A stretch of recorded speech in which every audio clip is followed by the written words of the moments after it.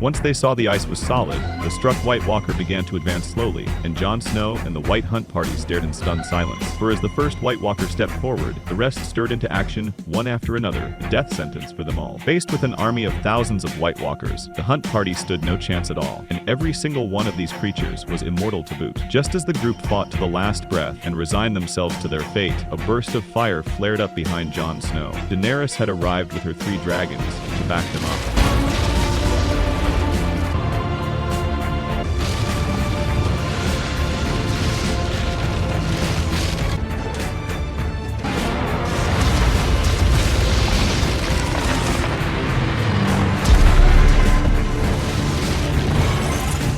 Watching hordes of White Walkers fall to the flames, Jon and the others finally caught a glimmer of hope. But what they didn't expect was that the Night King, the leader of this White Walker army, was the most terrifying of them all. Just as they moved to climb onto the dragons' backs and escape, the Night King raised an ice spear and aimed it at the dragon soaring above.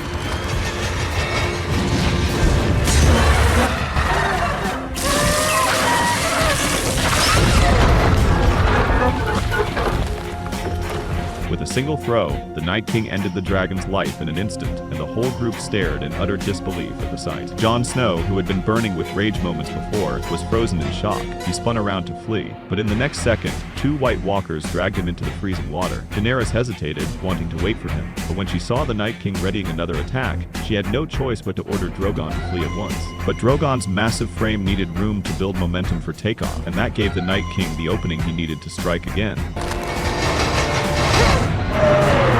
Drogon dodged the ice spear by the skin of his teeth, and Daenerys glanced back at the battlefield of defeat, having failed to rescue Jon Snow and even lost one of her dragons. After the battle, the White Walkers dragged the dead dragon before the Night King, who intended to make this dragon his most powerful steed.